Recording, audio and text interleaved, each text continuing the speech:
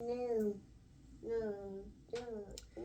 Hey, Judith from Days of Judah here, and I have something to share, as I usually do when I come on these videos. So, yes,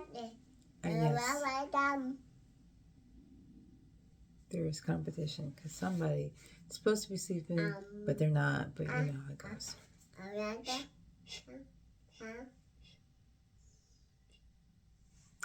Um, so, as you may have guessed, you need something to do. You need to go to sleep. Yeah. So as you may have guessed, I am not a morning person. I really am a night person. I have always been a night person, like my whole entire life. And it's not until this point in my life that I've stopped feeling bad about it. I read this book called Why We Sleep that is a lot of the science behind sleep and all that sort of stuff. And one of the things that the author talks about in that book is that there may be a reasoning behind why some people are morning people and some people are night people, but there is definitely, morning and night people, and that's kind of just a genetic biological thing. So that makes me feel better. That said, I feel like my husband is definitely a morning person. My daughter, maybe a morning person. This guy, we're not sure yet, but there's definitely been, we're counting, there's definitely been quite a few mornings where I have, people are up before me, little ones are up before me, and I'm just struggling. Even if I get the right amount of sleep, I'm not alert in the morning. I'm not as on and as, so it's really a challenge for me being a mother of little ones that may wake up early and just not feeling on. So one of the things that I used to do with my daughter when we just had one, and she was really little, like she was, well, not really, really little, but between the ages of, I'd say maybe 9 months and like the toddler age, the night before, I would go and just get like some kind of zipper pouch type bag and fill it up with little doodads, little toys and little fun things from around the house. Fill it up, zip it up, and put it in the room. And then in the morning, because she'd often either end up in our bed in the middle of the night or she would just be in the bed from, just that night. She would wake up in the morning and I would be, doing my whole like, not quite awake yet, and I would just hand her this little bag of little odds and ends, and until she was able to open it herself, I would just stir it for her, zip it open a little bit, and then she would just be in heaven for however long, just pulling things out, examining all the little things I had put in there. And I always varied it. It wasn't just one type of thing, so it was all little toys from all over. And she was just like a happy camper. And then, somewhere along the line, as she got older and older, I lost track of that idea and I kind of stopped doing that.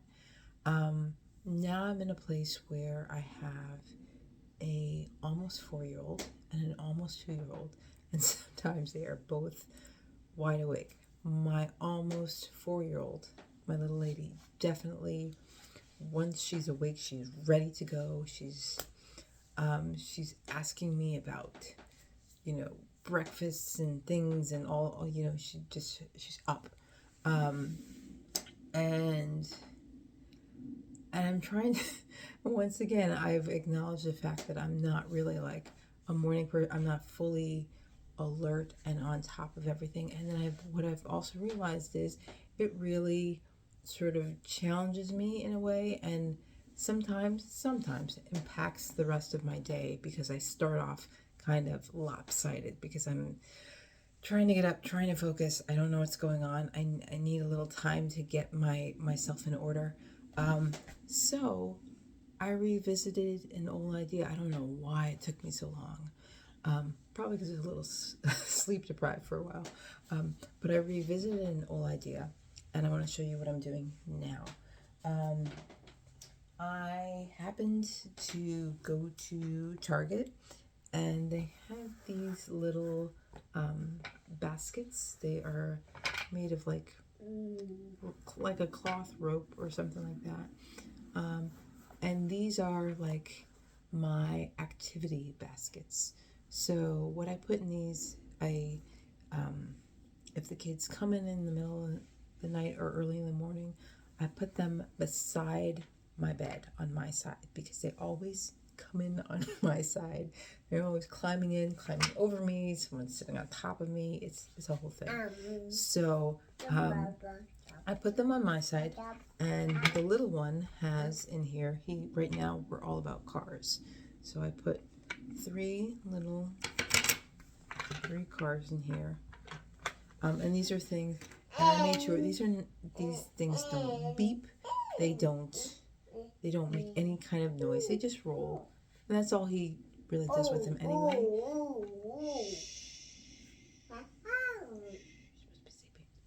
Yes, they just roll. So there's that. And then for my daughter, who's a little bit older and who would probably draw on the Mona Lisa if she had the opportunity. She draws and colors on anything, everywhere. She just loves. She's an artist soul. So I got a little coloring book and also just a plain the countdown. A plain composition notebook that she can just do whatever she wants in. And here's the other thing. Not only as a person who is I'm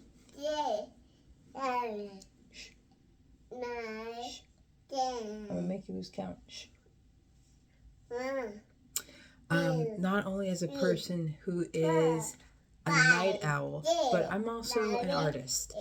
So another one of the challenges that I've had as I've been navigating being a mom of little people is my daughter, as I mentioned, loves to color. She loves drawing. She loves markers. They are right now her favorite medium to work with. But what happens all the time, what makes Mama crazy, is she loses the caps in like 5 minutes flat. There will be a cap here, cap there. They get separated so fast.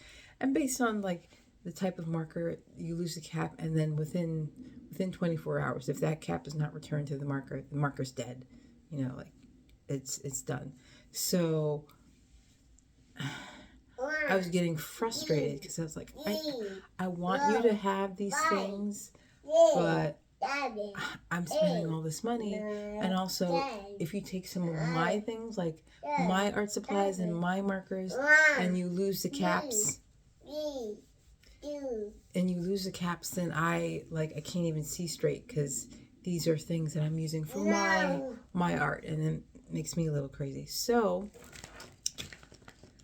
when I found these, I was just singing the art praises, because these are Crayola markers, but they are click markers. See that? So the tip is out now, and then you click it, and it's closed.